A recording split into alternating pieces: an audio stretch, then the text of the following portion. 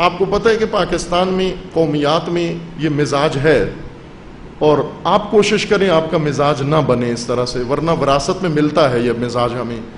اور وہ یہ ہے کہ ہم جوانوں میں خصوصاً یہ رجحان پیدا ہو جاتا ہے. ظاہر ہے جس قوم میں خلا ہو، گیپ ہوں، سالے مثلا نہ ہو، قابل اعتماد و باصلاحیت لوگ نہ ہو، تو پھر ہوتا یہ ہے کہ وہ مولانا کو مثلا صرف آگے کر دیتے ہیں اور اس کو چلاتے خود ہیں. یہ اصطلاح ہے پاکستان کے بعض لوگوں کی کہ علماء کو ہم نے چلانا ہے.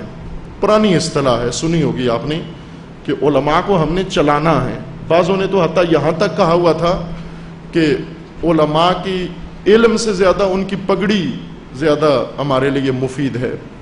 یعنی عالم کی شخصیت یا اس کا علم یا اس کی عقل سے استفادہ نہ کرو، بلکہ اس کی پگڑی سے استفادہ کرو. مراد یہ ہے کہ آپ عالم ایک پگڑی والا اپنے ساتھ رکھو، اور جہاں بھی چونکہ لوگوں نے دینی مسئلے میں علماء پر اعتماد کرنا ہوتا ہے، لہذا کام آپ خود کرو، میدان اپنے ہاتھ میں رکھو، لیکن یہ پگڑی والا بھی ایک ساتھ اپنے رکھو تاکہ آپ کو یہ لوگ سمجھیں کہ آپ مثلا مذہبی لوگ ہیں. علماء کو ایک ٹول کے طور پر استعمال کیا جاتا تھا، یا دوسرے لفظوں میں جو عام تعبیر ہمیشہ استعمال کی ہے کہ کوشش یہ ہوتی تھی کہ علماء کا سٹیئرنگ اپنے ہاتھ میں رکھا جائے، ہینڈل اپنے ہاتھ میں رکھیں. اور عملاً ایسا ہی ہے، جہاں بھی آپ دیکھیں مسجد میں عالم رکھتے ہیں، سٹیئرنگ انجمن کے پاس ہوتا ہے.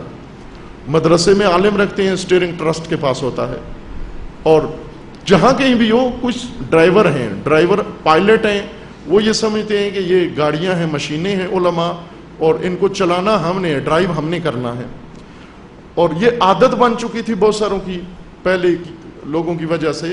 شہید کو یہ بڑا مشکل پیش ایک آ گئی، چونکہ جو ہی شہید آئے زمام سنبھالی، ڈرائیور بھی آ گئے، پائلٹ آ گئے جی کہ سیٹ، یہ سیٹ تو ہماری ہے، آپ کی زمام ہمارے. مثلا آ کے شہید کو سمجھاتے، آپ بیان ایسے دیا کریں، تقریر ایسے کیا کریں، پریس کانفرنس یوں کیا کریں، خط یوں لکھا کریں، مذاکرے میں یوں بات کیا کریں، ہمیں ساتھ لے کے جایا کریں. وہ شہید نے کہا کہ وہ اگر یہ سب کچھ آپ کے کہنے پر کروں تو پھر میں کس کام کے لیے ہوں، میں کس بات کا قائد ہوں؟ اگر یہ ساری باتیں تمہارے کہنے پہ کروں تو میں ایک لیڈر، مجھے کیوں بنایا آپ نے؟ اگر مجھے بنایا ہے تو پھر مجھ پہ چھوڑ دو، میں جو مناسب سمجھتا ہوں کروں گا. میں چھوٹے چھوٹے فیصلے بھی. لہٰذا ایک محاذ شہید کے پاس یہ تھا کہ یہ ڈرائیونگ سیٹ پہ شہید کہتے تھے میں خود ہی ہوں، میں کسی اور کو بیٹھنے نہیں دوں گا. اور یہ کشمکش آخر تک رہی شہید کے ساتھ لوگوں کی کہ بہت سارے جن کو عادت تھی ہمیشہ پائلٹ سیٹ پر بیٹھنی، چونکہ کچھ لوگ ہوتے ہیں نا فرنٹ سیٹ پہ بیٹھتے ہیں، اگر آپ انہیں کہیں جی چلنا ہے، وہ دیکھتے ہیں ڈرائیونگ سیٹ خالی ہے تو ٹھیک ہے، کہتے ہیں جانا ہے.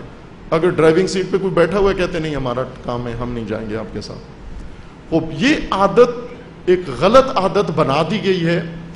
اور اسی عادت کے تحت بعضوں کی یہ کوشش تھی کہ شہید کو ہینڈل کریں، شہید کو چلائیں، شہید کو بھی ڈکٹیشن دیں، کہ شہید نہیں لیتے تھے ڈکٹیشن ان سے. بھلے مشورہ لیتے تھے جن سے لیتے تھے، لیکن ڈکٹیشن نہیں لیتے تھے. اور ظاہر ہے وہ قائد ہو ہی نہیں سکتا جو دوسروں سے ڈکٹیشن لے. صلاحیت ہی نہیں اس شخص کے اندر جو قیادت کی، جو اس قابل نہ ہو کہ خود کوئی فیصلہ کر سکے. بہرکیف میں نے آپ کی آگاہی کے لیے یہ چند باتیں عرض کی ہیں تاکہ جوان بخوبی آشنا رہیں.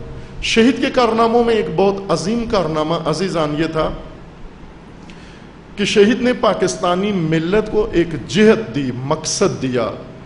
پہلے دباؤ کی وجہ سے شیعہ رد عمل دکھاتا تھا. شیعہ ریئیکشنری کمیونٹی تھی پاکستان میں. جب بھی شیعہ کو چھیڑا جاتا تھا یہ فوراً جمع ہوتے، ریئیکشن دکھاتے اور اپنا رد عمل جذبات دکھا کے پھر چلے جاتے واپس.